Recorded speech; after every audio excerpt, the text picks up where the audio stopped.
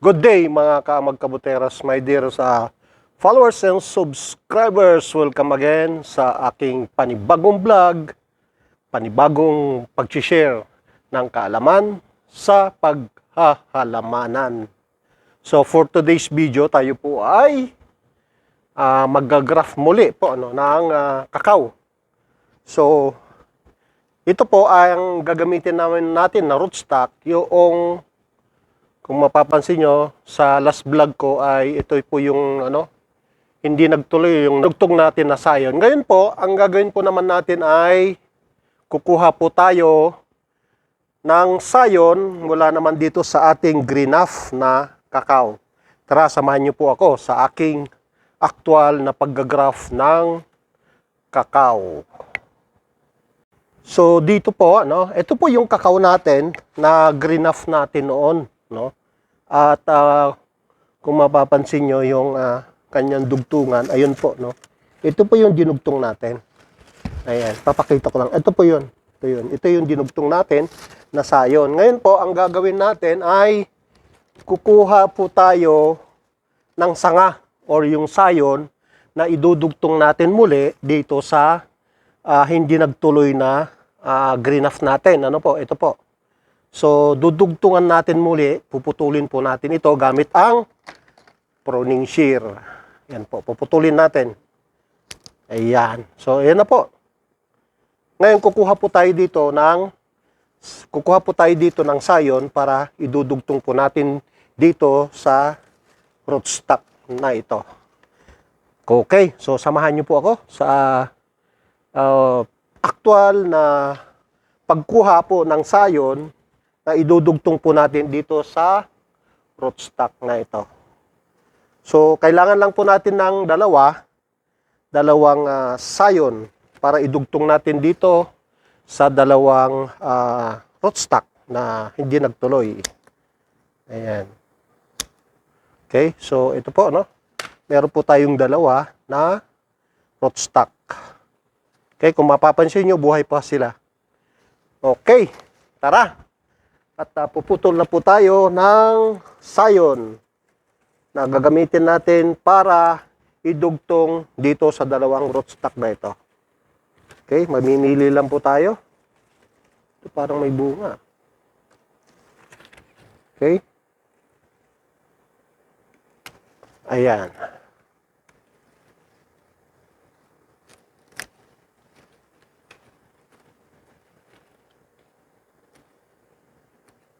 So medyo, sabi ko nga po, medyo bata pa itong sayon, At sana magtuloy. Siya nga po pula, at kapag po tayo nag-graph, ay mas maganda po, may araw na tuyo yung mga kukuhanan natin na sayon. Ito na po, nabalot na natin yung sayon na idudugtong natin. So, idudugtong na natin siya sa isang rootstock. So, ganito lamang po. Okay, bibiyakin lang natin yan ang almost an inch. Ayan po, ayan. Ayan. So, ingat po tayo sa pagbiyak kasi pwede tayong masugatan. Okay? Kita nyo po ba? So, idudugtong lang po natin ganito. Ayan. Okay. Ayan. After natin po maidikit, idugtong, gagamitan na natin po ng grafting tape. Ayan.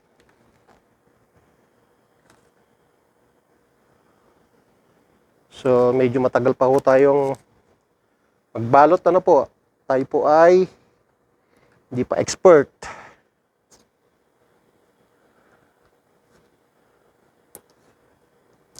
So, isang paalala lamang po, kung tayo po ay nag-graph, dapat po wag bagong dilig yung rootstock kasi po basa. Pag medyo basa po yung sanga or yung rootstock, kung mabulok po dito sa dugtungan.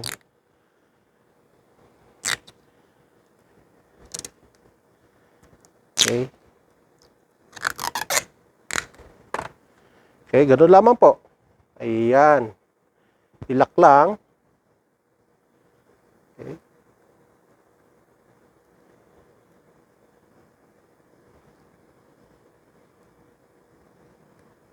Ayan.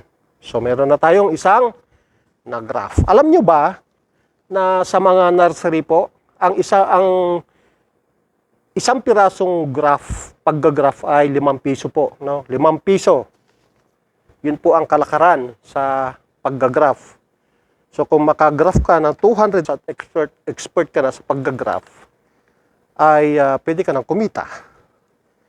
Pwedeng gawing pagkakitaan ang pagga-graph. So ulit po ulit, gaganuin po natin yan. So ingat lang ano po, kasi matalas po itong grafting knife. So kailangan support lang po, no? Kasi mga dumiretso yung talim sa inyong kamay. Okay? So ganito po Ayan.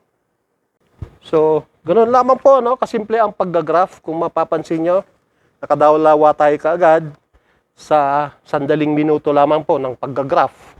Gamit yung sayon na galing dito sa ating grafted na kakao. Yan po ay UF18 din na variety. Okay, sana po marami na naman po kayong natutunan dito sa panibagong vlog, panibagong kaalaman sa pagkahalaman. So kung meron po kayong katanungan, just drop your comments po, at ating sasagutin. Maraming salamat po sa sumusubaybay sa aking mga videos, sa aking mga subscribers, followers. Maraming salamat po sa inyo sa walang sawang pagsubaybay or panonood ng aking mga videos. God bless everyone. Ang sabi ni Kuya J, tanim lang ng tanim, parang may aabangang aanihin. Babu!